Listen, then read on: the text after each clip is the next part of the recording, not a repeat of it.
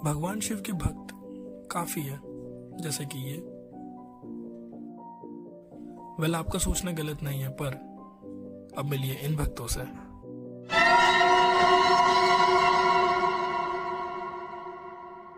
आपको ये भक्त थोड़े अलग लगे, राइट? इसी को एक्सप्लेन करने आया हूं मैं। मेरा नाम सागर है और मैं आपको दिखाता हूं शिव के कुछ भक्त जिनकी अलग स्टोरी, नाम है इनका गौरी।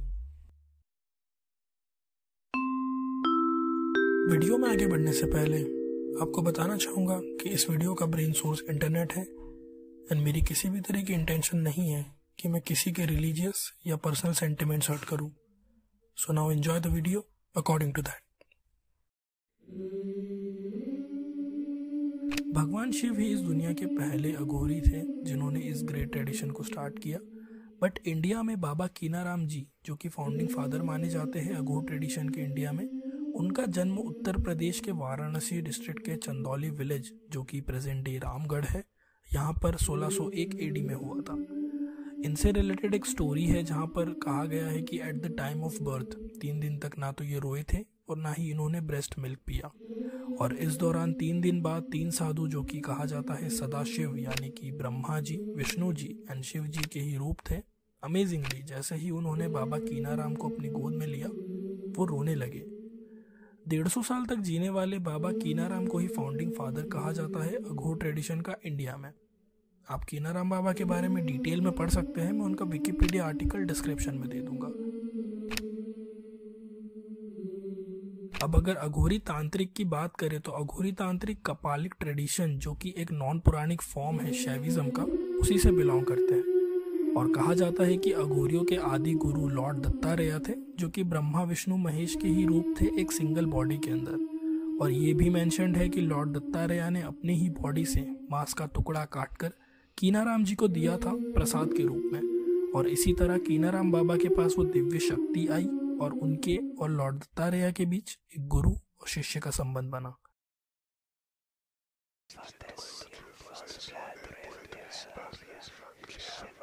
अघोरी के बिलीव्स के अकॉर्डिंग बात करें तो इनका ये मानना होता है कि पहले हमें एकदम अंधकार में जाना होगा to achieve the light and self realisation.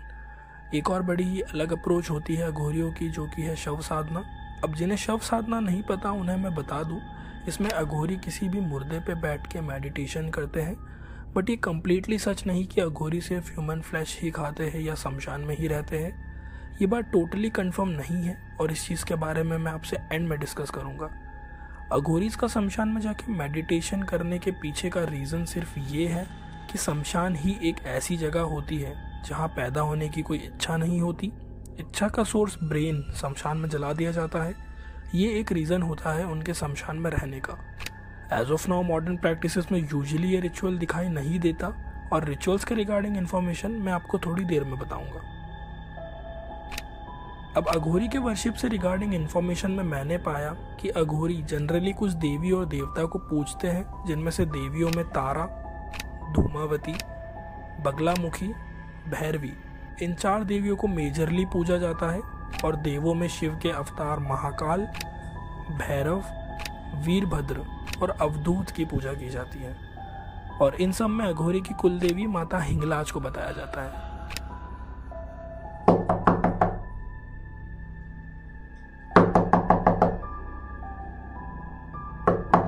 Okay, सो जैसा कि मैंने डिस्कस किया था रिचुअल्स के रिगार्डिंग, इसके रिगार्डिंग काफ़ी कंट्रोवर्सीज है, तो मैं उस चीज़ को लेकर ज़्यादा डीपली बात नहीं करूँगा वरना वीडियो लंबी हो जाएगी।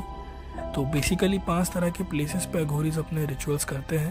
पहला होता है शमशान, जो मैंने ऑलरेडी डिस्कस कर लिया है। बाकी के 4 प्लेसेस सुन के आपको थोड़ा अजीब लग सकता है, तो स्टार्ट करूँगा मैं सेकंड प्लेस से, जो कि है एक प्रोस्टिट्यूट्स बेड। जी हाँ, ऐसा माना जाता है कि एक मेल के सीमन निकल जाने के बाद वो पावरलेस हो जाता है एंड पावरलेस को डेड से डिपिक्ट किया जाता है। मैं ज़्यादा डिटेल में कोई भी रिचुअल डिस्कस नहीं करूँगा क्योंकि इस टॉपिक पे बहुत ही खूबसूरत आर्टिकल लिखा है अघोर भद्रा ने फ्रॉम कोरा, तो मैं उनके आर्टिकल का लिंक अपने डिस्क्रिप्शन में दे दूँगा, आप उसे चेकआउट कर सकते हैं। मैंने भी उनके आर्टिकल से काफ़ी हेल्प ली है। Now coming back to the third ritual, जो कि अगेन एक बेड, जो कि किसी कपल का होता है, जिसमें मेल के सीमन इजैकुलेट होने के बाद सेम सेकंड रिचुअल जैसी सिचुएशन बनती है। एंड फोर्थ प्लेस की बात करें तो ये एक पीपल ट्री हो सकता है जहाँ हमेशा नए पत्ते आते हैं, जो कि बदलते हुए नेचर को रिप्रेजेंट करता है। एंड पांचवी और लास्ट जगह है किसी भी नदी का किनारा, जो कि रिप्रेजेंट करता है नेचर की कंटिन्यूटी को। अपार्ट फ्रॉम प्लेस अगर मैं रिचुअल की बात करूँ तो सिंपल सा आंसर है इसका, जो भी अघोरी करते हैं वो एक रिचुअल बन जाता है। अघोर को तंत्र का हाईएस्ट फॉर्म माना जाता है। तंत्र एक सिस्टम की तरह है जिसमें अघोर बियॉन्ड सिस्टम है। सो आई होप आप समझ सकते हैं।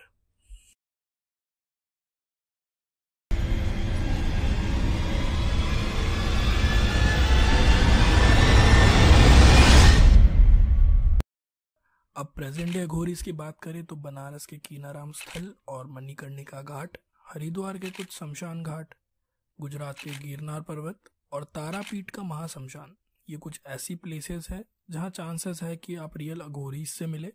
And what I mean by real Aghori is that present time में काफ़ी फेक अघोरीज हैं हमारी कंट्री में, जो कि इस ग्रेट ट्रेडिशन को पोल्यूट कर रहे हैं। अघोरीज इजीली किसी को नहीं मिलते, सो आई इनकरेज अगर आप उनसे मिलना चाहते हैं तो आप रिसर्च करें उनके बारे में और फिर अपना मन बनाएं, क्योंकि अघोरी सोशल लाइफ में बिलीव नहीं रखते हैं।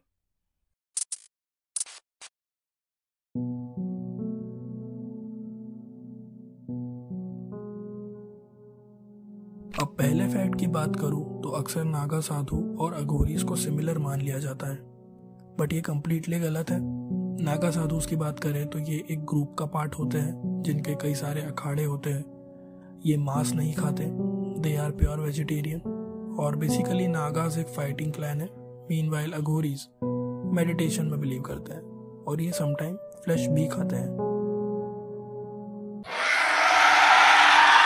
एक और मिथ या यूं कह लें कि प्रश्न जुड़ा हुआ है कि फीमेल अघोरीज क्यों नहीं होती, तो इसका सिंपल सा आंसर है, फीमेल अघोरीज होती है पर उनकी संख्या काफी कम होती है मेल अघोरीज से। फीमेल अघोरीज को बेसिकली योगिनी कहा जाता है।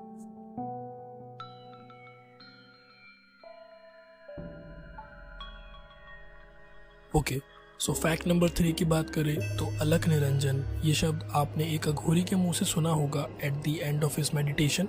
इसका हिंदी में मीनिंग देखें तो इसमें अलख का मतलब होता है जो दिखाई ना दे, और निरंजन का मतलब होता है जिसमें कोई भी अशुद्धि ना हो।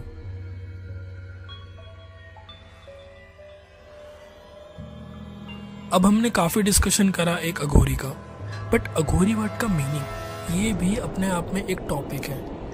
तो सिंपल वे में देखें अघोरी का मतलब, तो इसका मतलब है जो डिफिकल्ट ना हो। घोर का मतलब होता है डिफिकल्ट होना, but it's Aghor which is totally opposite, जिसका हार्ट प्योर है, जिसमें कोई लस्ट नहीं है, जो परमानेंटली खुश है, जिसे ना कोई चिंता है ना कोई इच्छा।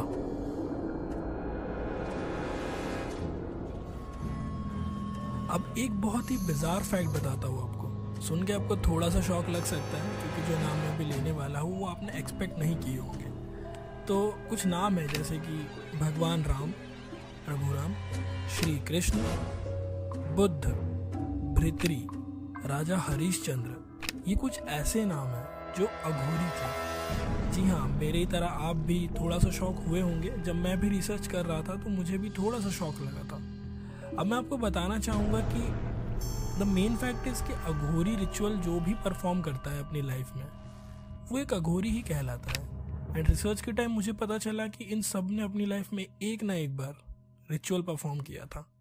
सो that is why we called them an Aghori. Now we are heading towards the end of this video and मैं इस वीडियो को बहुत ही अच्छे नोट पे एंड करना चाहूँगा। मैंने रिसर्च के टाइम पे काफ़ी चीज़ें डिस्कस करी थी, काफ़ी चीज़ें आपको मैं बता चुका हूँ, एंड मैंने आपको दिखाया है कि किस तरह एक अघोरी का लाइफ चलता है। मैं अघोरी की ही वाणी से इस वीडियो को एंड करूँगा। और अघोरी कहते हैं कि हे शिव, मैं कैसे आपकी आराधना करूँ? मैंने आपको ना देखा है, ना महसूस किया है, ना छुआ है, ना आपकी आवाज़ सुनी है, सिर्फ खुद को देखा है, खुद को ही छुआ है, खुद को ही सुना है। इसीलिए मैं खुद को शिव मानता हूँ और खुद से आराधना करता हूँ। आप मुझे भी अपना शिवत्व दीजिए। शिव हूँ, भैरव हूँ। ओके, तो इस नोट पे मैं इस वीडियो को एंड करना चाहूँगा। हम फिर से मिलेंगे किसी नए टॉपिक पे टू इंक्रीज आवर डोपामीन। तब तक के लिए सब्सक्राइब एंड हैव फन।